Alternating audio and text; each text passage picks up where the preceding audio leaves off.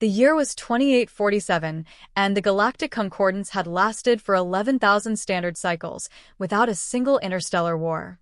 Peace was not noble, it was bureaucratic. 12,000 sentient species, from the methane-breathing Kale to the crystalline Vora collective, had agreed on one immutable truth: faster-than-light travel required motion. Every known civilization used one of three principles: warp, fold, or tear. All of them bent space around a ship, while the ship itself crawled forward inside a protective bubble. Momentum was sacred. Inertia was law. To move a starship 10 light-years, you had to accelerate, coast, and decelerate, even if the coast happened in a pocket dimension where physics politely looked the other side. The Concordance kept a running list called the Index of Improbability. At the very bottom, in dismissive red font, sat entry 0-000-001, instantaneous relocation without reference frame displacement. Translation: teleportation. Every few centuries, some species rediscovered the mathematics, built a machine, and quietly erased itself from existence when the universe snapped back and reminded them that locality was non-negotiable. The entry had not been updated in 9,000 years. That was the day everything changed.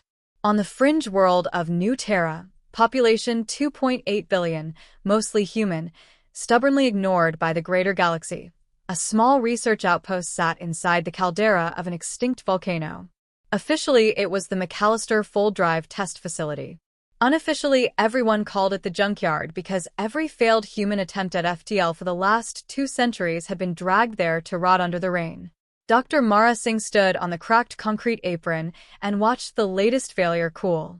The test ship, an ugly brick of welded shuttles nicknamed the Mary Celeste, had tried to fold space using a new metamaterial lattice. It had vanished beautifully for 0.73 seconds and reappeared exactly where it started, missing its port nacelle. The nacelle was later found orbiting backward around the moon. Mara rubbed the back of her neck. 42 years old, third-generation Martian, permanently stained with drive plasma.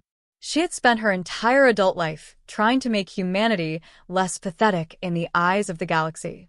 The Concordance Embassy on Luna still sent her yearly condolence fruit baskets with notes that read, "Better luck next cycle." Behind her, the only other human on the project cleared his throat. Dr. Eli Cohen, theoretical physicist, caffeine addict, and the only man in the solar system who could make a whiteboard look like a crime scene, held up a tablet. "We're idiots," he announced cheerfully. "Old news," Mara said. "No, new idiocy." "Look." He flicked the tablet. A 3-dimensional vector field rotated slowly. At its center was a single point labeled H0. Every vector pointed inward. The Mary Celeste didn't fail. It arrived exactly where it intended. The problem is we told it where to go using a reference frame that assumes motion. We gave it a vector sum. But the lattice doesn't need a vector sum. It needs a scalar declaration. Mara stared. "You're saying we built a drive that doesn't understand directions?" "I'm saying we built a drive that doesn't believe in them." Eli's eyes were bright with the particular madness that only appears at 3 a.m. after the 7th espresso. Space isn't a fabric. It's a ledger. Every point in the universe has an address. Up to now we've been sending ships by FedEx. This thing is email. Mara felt the old familiar lurch in her stomach, half terror, half greed. "Show me." They worked for 93 hours straight. The rest of the team had gone home for the winter solstice. Only the night guards and the automated coffee drone remained. On the 4th morning, the Mary Celeste, now missing both nacelles and most of its dignity, sat inside a new ring of dark metamaterial that looked less like technology and more like obsidian teeth. Eli typed a single line of code. Destination equals here plus 0.4 light-years toward Proxima Centauri. Then he added the part no human had ever written before. Method equals declarative. Mara hesitated over the execute key. Safety interlocks. Off, Eli said. If we're wrong, nothing happens. If we're right, interlocks won't matter. She pressed it. There was no flash, no sound, no sense of movement. One instant the Mary Celeste occupied the test pad. The next instant it did not. Telescope arrays on Luna confirmed that zero point 0.4 light-years away, in the exact cold vacuum they had specified, the ship now existed, motionless, with zero relative velocity to its new location. No acceleration. No momentum debt. It had not traveled. It had simply ceased to be there and begun to be here. Eli laughed until he cried. Mara stood very still and felt something ancient and furious rise in her chest. The galaxy noticed within 11 minutes. Concordance observation posts recorded the impossible energy signature: 0 Cherenkov, 0 blue shift, 0 everything. Alerts cascaded up the chain until they reached the high observers on the ring world Nexus Prime.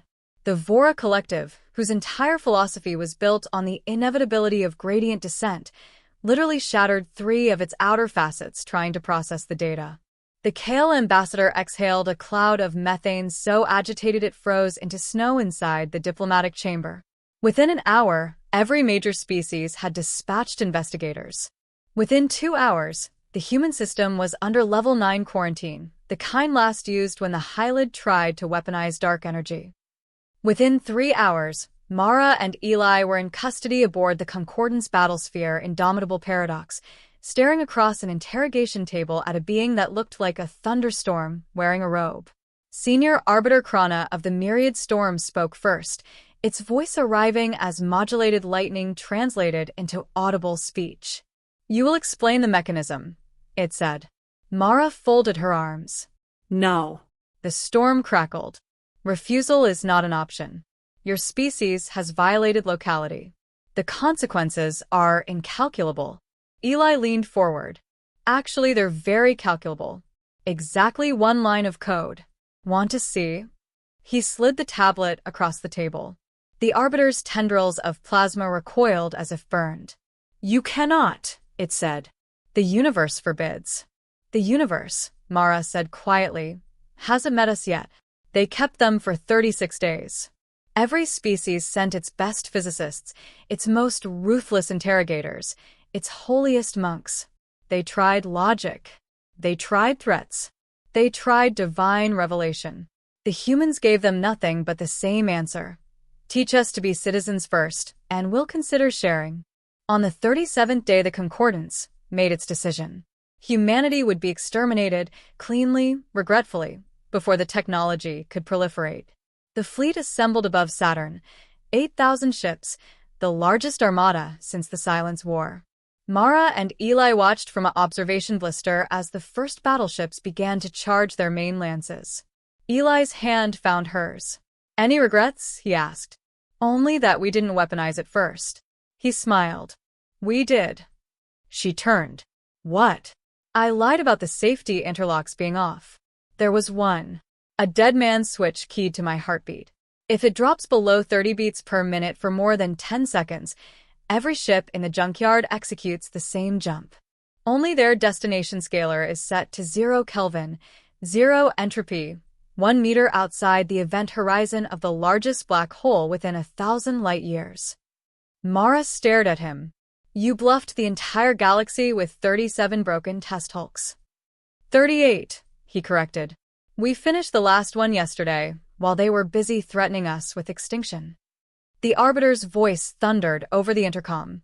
"Your fleet will stand down or be eradicated." Mara keyed the open channel. "You first." Silence.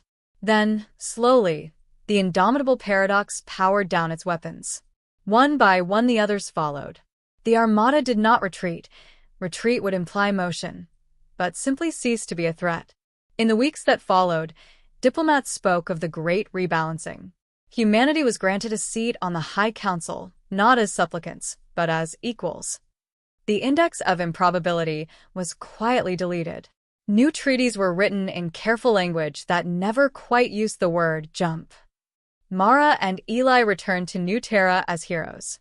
The junkyard became a cathedral of dark metamaterial rings, each one a silent testament to what happens when you tell the universe where you want to be instead of asking permission to get there. Years later, children on 1,000 worlds learned a new proverb, translated into every language that had won. The humans do not travel through space. They simply decide that space has made a mistake about where they are. And somewhere, in the quiet between stars, the universe, ancient, vast, and very, very careful, finally learned to listen when a human said, "No, I'm over here."